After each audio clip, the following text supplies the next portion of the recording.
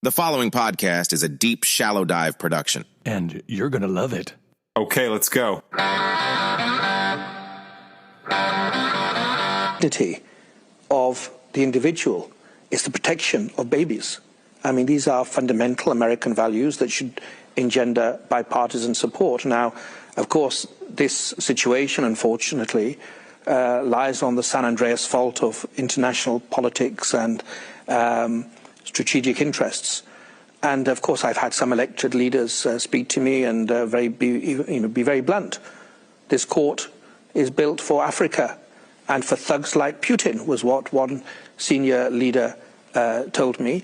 Okay, so I wanted to start off with that clip. So that's Kareem Khan, or as I like to call him, Kareem King Khan.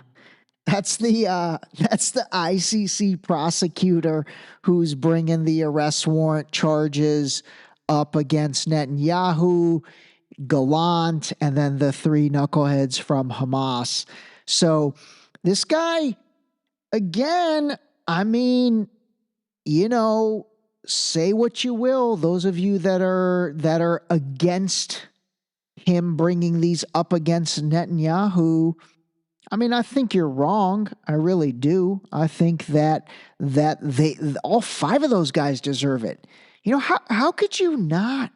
How could you not think that? You know, you have to take your emotion out of this. And again, you know, regardless of what the awful thing that Hamas did on October 7th, which I absolutely think was horrible. I mean, again, I want to be super, super, super clear on something, because I have had a few discussions with people that, I don't know, I mean, I think I've been pretty clear on this. The loss of one innocent civilian life, one, and I don't care if that's Israeli, Palestinian, whatever, you know, the loss of one innocent civilian life is one too many. It really is. And so when you look at I think the number from October 7th was around 1,200. That's disgusting. Those dudes need to be held accountable and hang them from a tree. I seriously, that's cool with me.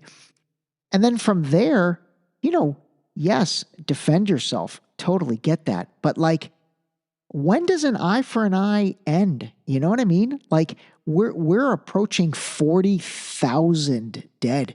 And as I've played so many times, they have no clue the true numbers.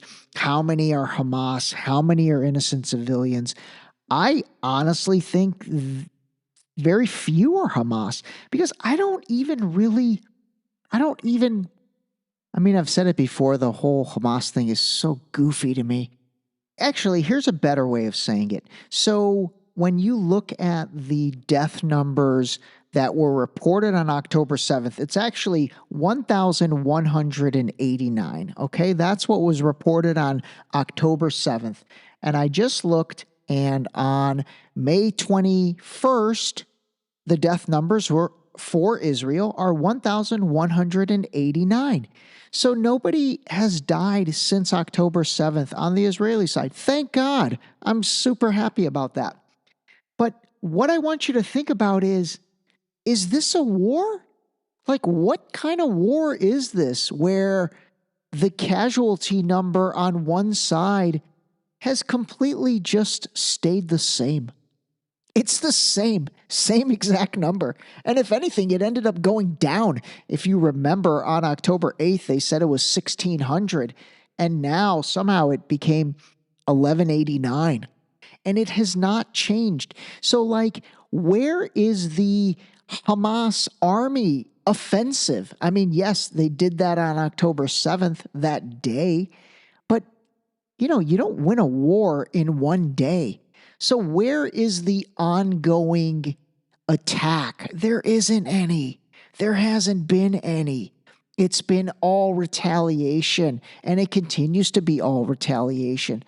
So again, for those of you that, I don't know, maybe look at it differently than that, I will say there's a difference between the people of Israel and what they want and what their government wants. I mean, no different than there's a difference between the people of, honestly, every country and what their government wants. So, like, I don't know, you got to call a spade with this stuff. You just have to call a spade a spade. I really feel like you have to try and, just rise above and be a human being at the top level. And then from there, you can, dial it down to your country and have allegiance there, and then dial it down to your religion and have allegiance there and all of that. But, at a top level, you gotta be at the humanity level. You just do. We're all the same. Human beings are the same. Like, what makes anyone any different than anyone else? I truly don't get that. I don't get that mentality. And it's there. It's definitely there. And what he said about what Kareem Khan said in terms of why the ICC and the ICJ was created. Here, give this a listen again. And of course, I've had some elected leaders speak to me and be very blunt. This court is built for Africa and for thugs like Putin, was what one senior leader told me. That is a very interesting statement. I'm sure most of the Western leaders are saying that to him. And again, here's a guy that is in a court that is impartial. I mean, it's not like prior to this, anyone's ever complained about the ICC or the ICJ. And so, I give him credit for standing his ground. We don't view it like that. This court is the legacy of Nuremberg. This court is a sad indictment of humanity. This court should be the triumph of law over power and brute force. Grab what you can, take what you want, do what you will.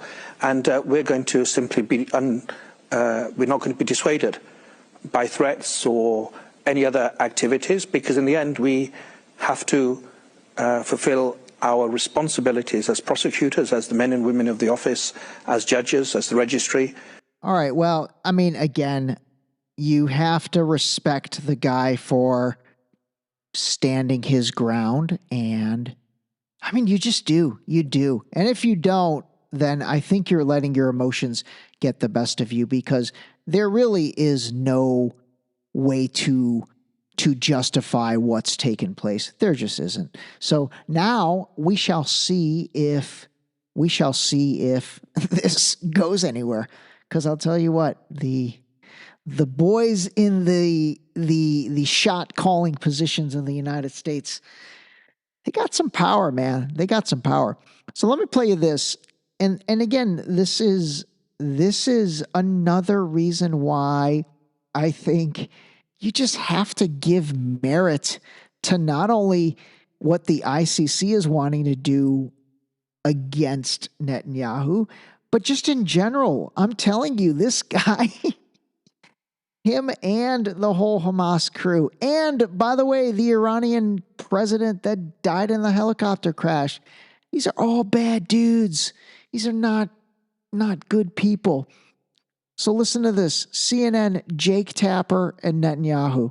According to the independent Israeli media monitor, The Seventh Eye, you've done about 24 interviews since October 7th, but all of them in English and all the outlets outside Israel. I don't want to begrudge that. I appreciate you doing an interview with us, but why are you not speaking with Israeli journalists the way you are with me?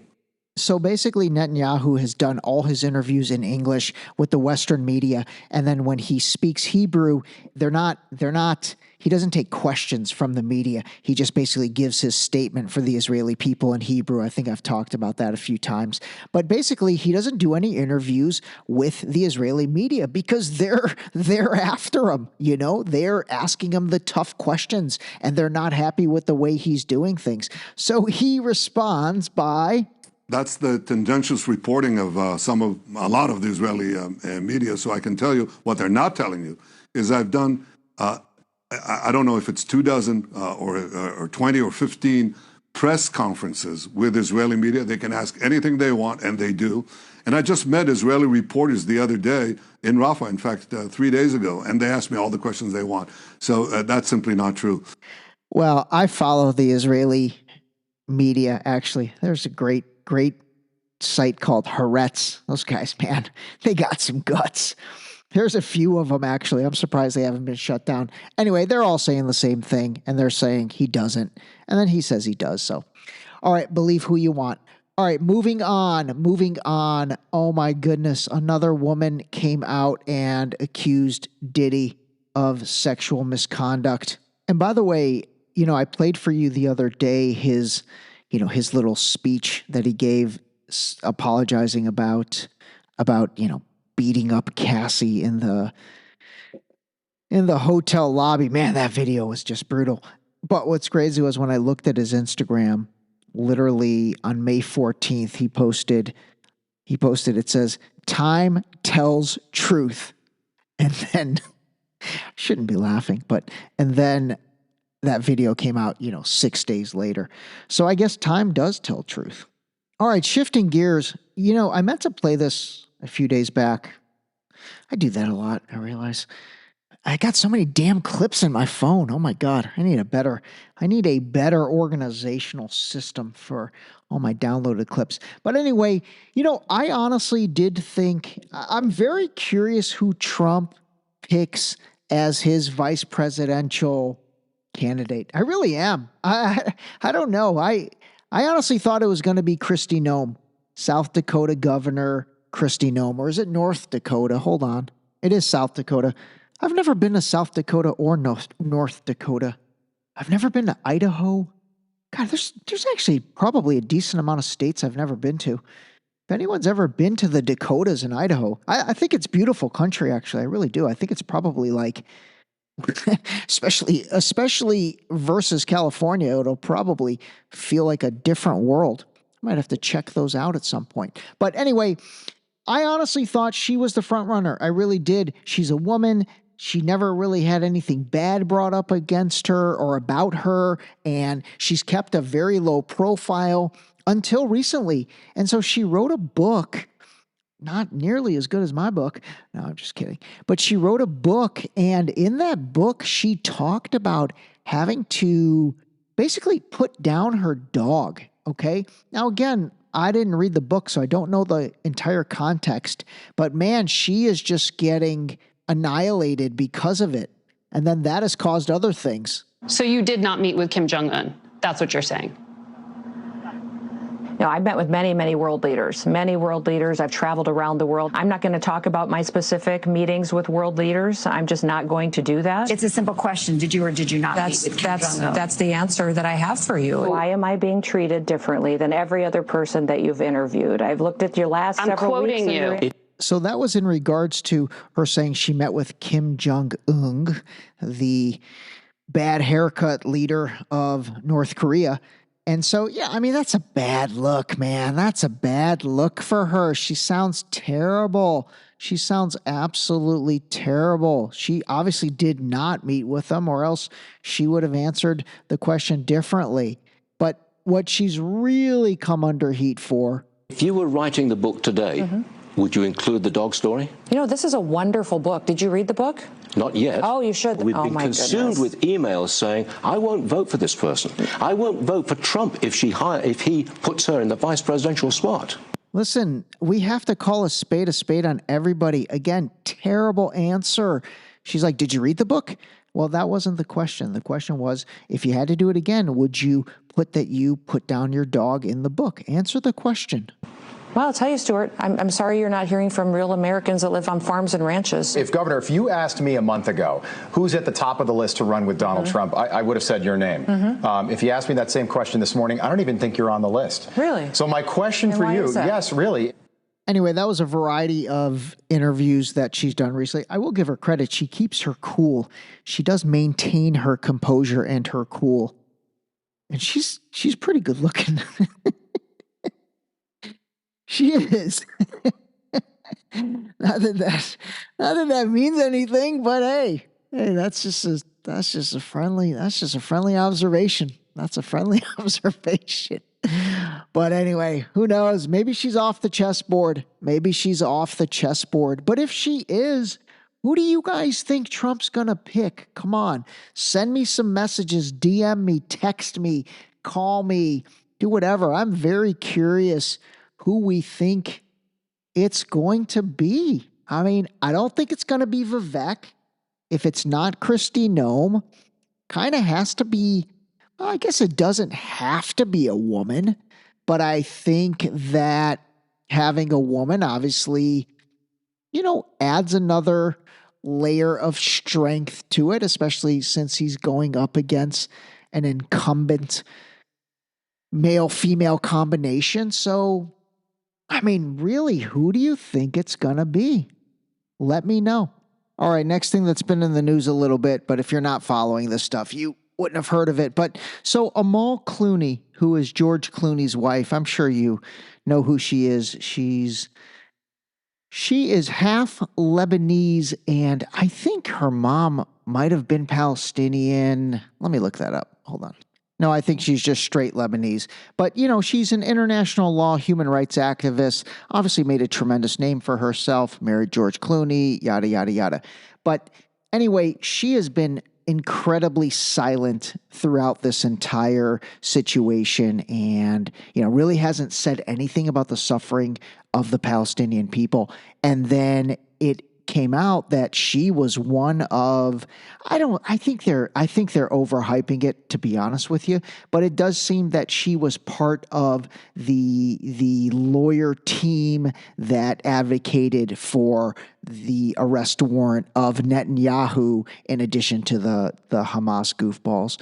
So, it's like a little slight redemption for her. So there's a lot of, she was under, oh my God, like so much hate because she really has not said anything. Same thing with DJ Khaled. That dude, I don't know if that guy's going to be ever welcomed back into the Palestinian community. He's actually Palestinian as well. So that's a little even worse. But so anyway, so Amal Clooney now, it's like, has she redeemed herself in one community, but then now in the other community, I guess, community that it seems she's a part of, Western media. Protecting civilian lives. Let's talk about that, Amal Clooney. Sinwar is a terrorist. Netanyahu is the elected leader of a modern Western democracy. All right, I have to chime in a little bit. So this is Kayleigh McEnany. She was the former press secretary for Trump. She's that blonde girl. Honestly, she's a sharp gal. She really is. And I've liked a lot of the things she's said over the years, but man, she is just so off in this. First of all, who cares if he's the elected leader of a democracy? That doesn't have any meaning on anything. It doesn't matter. Bad is bad. And when you kill, it doesn't matter if you are elected or not. Sinwar perpetrated October 7th. Babies were put in ovens. Women were raped in the most horrific of fashion, the most horrific of images. I mean, again, I've said it before and I'm going to say it again. The babies being put in ovens has been completely debunked 100 times over. That never happened. Again, Hamas did awful stuff on October 7th, and those dudes and everyone should be held accountable. But you shouldn't lie about this. And the fact that we're 7 months into it and she still says something that's been debunked several times, including by the CNN anchor herself who reported on that. She came out and apologized, Sarah Sidner. Again, it's just like, it shows you, it just, the truth in many ways doesn't matter. They just say what they want to say to get the reaction. Netanyahu is defending his people. Again, defend your people, absolutely. But when is an eye for an eye, and when does it end? And when does it turn from that being the excuse? Shucky ducky, quack quack. Here's what Amal Clooney needs to do. She needs to march over to Capitol Hill today. On Capitol Hill, there is a bipartisan viewing, Republicans, Democrats coming together to watch Screams Before Silence. It is a documentary about the horrific atrocities these young women went through as they were sexually assaulted by Hamas. We've all seen the images of blood. I won't go into any more detail. This is almost an embarrassing take for her. That's ridiculous. Oh, what she needs to do is go watch some documentary that obviously is skewed in a certain direction. Honestly, Kaylee, man, she really she took an epic fail on this one. She needs to go there and she needs to watch it and she needs to get educated. She also needs to be educated about the ICC. I took a class on the ICC at Harvard Law School. By the way, I'm no Amal Clooney fan. I'm really not. I've never really cared for her, but she's an international human rights attorney that has made her entire career dealing with this stuff, predominantly in regards to Ukraine. But I love how Kaylee's like, I took a class at Harvard about the ICC. So she took that one class and she trumps, no pun intended, a career's worth of work from Amal Clooney. And again, just to be clear, I am not even an Amal Clooney fan, like not at all. The ICC disproportionately targets Western democracies. The ICC in 2017 decided they wanted to launch an investigation, guess what? Into U.S. troops in Afghanistan. And it took Mike Pompeo and the courage of the Trump administration to say, not on our watch, ICC, we will pull your visas if you start looking at U.S. troops. This was like the Secretary Blinken, Mitt Romney speech where literally they just kept on digging themselves deeper and deeper. And she does the same. Now she is referencing, well, under the Trump administration, which, there was shady activity there. But Mike Pompeo, that dude is shady AF. And for the United States to threaten all of that because they're looking at troops in Afghanistan. I mean, we all know what happened in Afghanistan. That was a 20-year cash cow that I'm sure had inappropriate things take place. So the fact that she now is calling on, Pompeo as some like beacon of righteousness, again, fail. The ICC should be sanctioned. Any Democrat who won't step up and do that, you're in the same camp as Amal Clooney. Not a good camp to be in. Disgraceful. Wow, that was terrible. And again, I mean, she's pitting Democrats against Republicans. I will say she does that a lot. And then, man, they're these talking heads on TV. I think obviously that is by design. The ones on Fox will absolutely always blame Democrats for everything. The ones on MSNBC will always blame Republicans for everything. It's a mess. It really is a mess. I mean, things are absolutely, sometimes I shake my head and I think, wow, how did it get this bad? I mean, again, politics went from something that was honestly in many ways on the fringe in the United States, especially among the critical mass, prior to 2020, I mean, gosh, I've talked about this so many times, and obviously it led to me writing the book, and I've said it before. I will say it again for anybody that's new. It led to all of this. It led to Deep Shallow Dive. It led to everything. And that is because, there's no longer the desire to negotiate or to understand, each other's side. It has just gotten into a X versus Y battle. And I think it's going to get worse, and, we shall see. And then sitting above the X versus Y, you've got your uniparty people. You've got your Democrats and Republicans, quite frankly, whose bread is getting buttered somewhere, and they just don't care. They will fuel the fire when they need to, but at the end of the day, they are probably wearing the same uniforms. All right, everybody, call a spade a spade. Talk to you soon. The ending was terrific. This episode was brought to you by the new book, Deep Shallow Dive Into You, available now on Amazon and Barnes & Noble in hardcover and paperback. Don't forget to sign up for our new mailing list on our website at deepshallowdive.com.